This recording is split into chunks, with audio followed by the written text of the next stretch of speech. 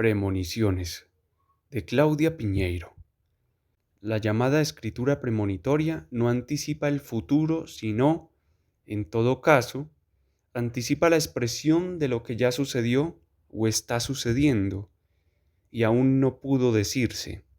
Así lo expresa Antonio Tabucchi en uno de los ensayos incluidos en su libro Autobiografías ajenas.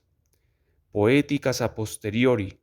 La escritura es, a veces, ciega, y en su ceguera, ocular, solo que su previsión no atañe al futuro, sino a algo que ocurrió en el pasado, a nosotros o a los demás, y de lo que no habíamos comprendido ni qué había ocurrido ni por qué. Hace años subrayé esa frase en el libro de Tabucchi, y vuelvo a ella cada vez que alguien sugiere o asegura que mi literatura entra dentro de esa categoría. Tengo también marcados con solapitas de colores otros párrafos. No sabía con seguridad dónde ni quién, pero había sucedido sin duda en algún sitio, anywhere, no fuera del mundo ni solo en mi cabeza, sino en el mundo real. La ley de la gravedad existía antes de Newton, e independientemente de Newton, y Newton no inventó nada, simplemente dio cuerpo a una ley física preexistente, encerrándola en una fórmula matemática. Mi cuento había realizado una función análoga. Ya con el caso de María Marta García Belsunce, uno de los primeros asesinatos cometidos en un barrio cerrado, se le atribuyó a mi literatura condición de premonitoria, pero como el libro, aunque fue escrito en años anteriores, se publicó después de la muerte de Belsunce, el rumor corrió poco y entre quienes habían leído el manuscrito.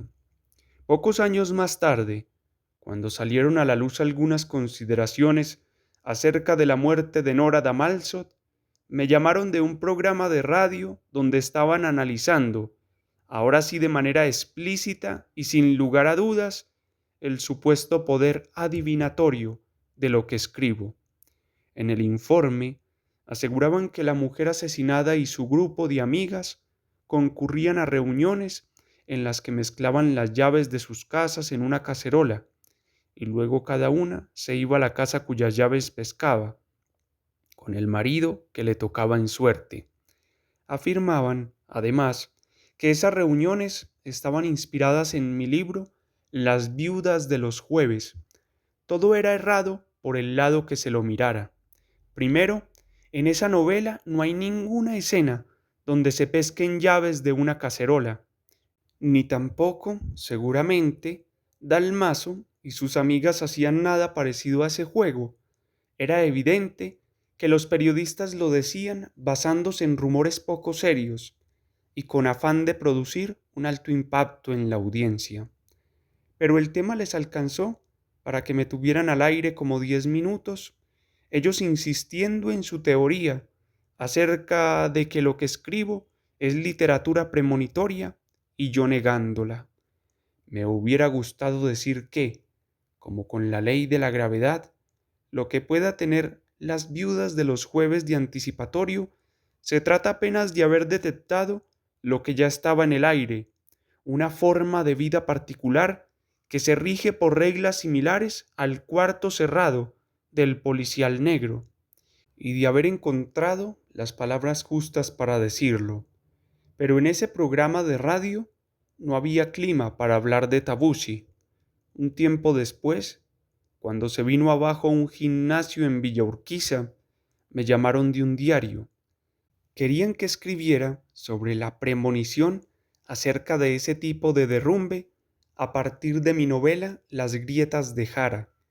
En esa novela, un vecino que se queja porque le aparece una grieta en la pared de su casa, el mismo día en que una constructora comienza a cavar en el terreno lindante, termina sepultado bajo el hormigón del nuevo edificio. En ese caso, yo tampoco había inventado nada. En varias ocasiones anteriores al caso del gimnasio de Villa Urquiza, se habían derrumbado edificios en la ciudad de Buenos Aires. A partir de ello, se había puesto en duda la eficacia de los controles municipales y al poco tiempo se habían diluido las responsabilidades.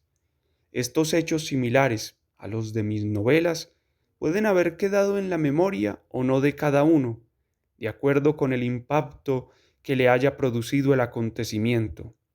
Muchos los habrán olvidado, otros los tendrán presentes, pero seguramente unos pocos, como dice Tabushi, los habremos guardado en el no conocimiento hasta que por fin llegó el día en que los evocamos y les ponemos las palabras necesarias para que ese hecho, real pero oculto, exista. Si hay un escritor al que se le atribuyeron poderes premonitorios, ese es Kafka. Hay quienes aseguran que en la Metamorfosis anticipó el nazismo. Seguramente no. Seguramente en la sociedad en la que vivía había señales y él detectó comportamientos que ya estaban anidando el huevo de la serpiente, eso que se convertiría en uno de los peores genocidios de la humanidad. Y lo puso magistralmente en palabras. Los escritores y las escritoras somos particularmente sensibles a lo que sucede a nuestro alrededor y tenemos antenas en estado de alerta. Vemos aquello que parece oculto a otros ojos y buscamos hasta encontrar las palabras justas para decirlo, el tono, los personajes, las circunstancias. Nuestras antenas nos permiten ver y nuestro oficio bajar con rapidez a palabras aquello que detectamos. Nada de eso tiene que ver con la premonición, aunque algunos prefieran creer que, como las brujas, que las hay, las hay. Publicado en Telán y revisado para esta edición.